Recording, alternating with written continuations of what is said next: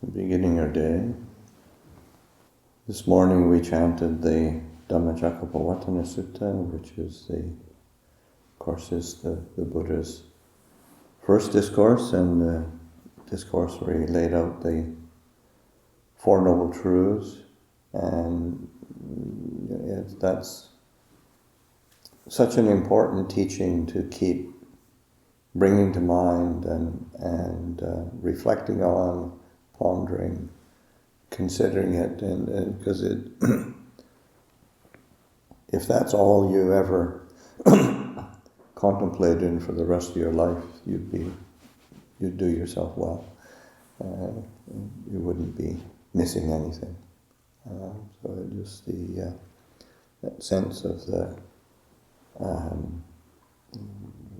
breadth and depth of that, different nuances. So just like in that discourse, the Buddha points to suffering, but he points to the causes of suffering, and with tanha being the fundamental root of this dissatisfaction, discontent, dis-ease that we continually experience, and different forms of tanha, and craving, desire. Craving is probably a good word, and desire is a bit generic, maybe.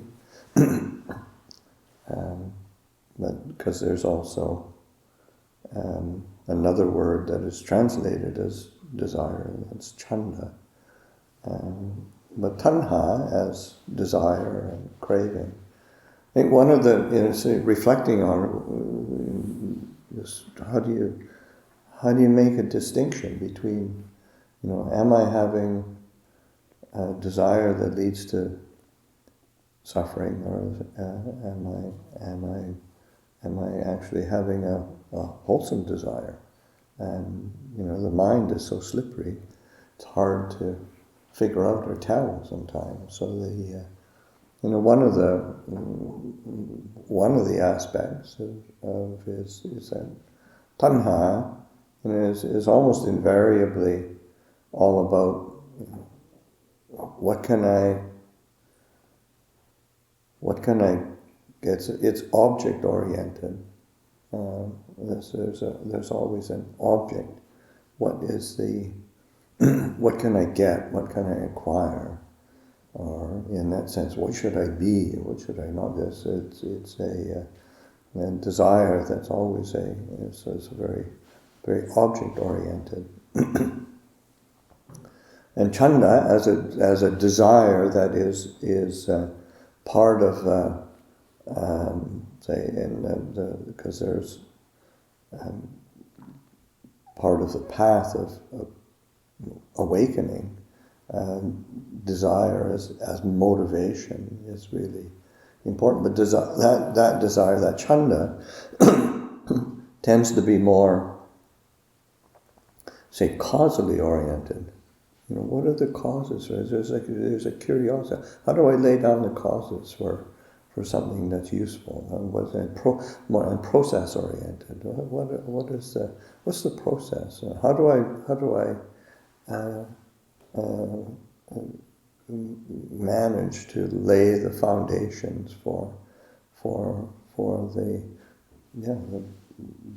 the conditions that will bring about well-being and happiness, as opposed to, say, gratification, which is, if I just got this object, if I just got this particular goal, then I would be happy finally. And so just paying attention to those different ways that desire manifests, and sort of recognizing one is going to be leading out of suffering, and one is going to lead to more suffering.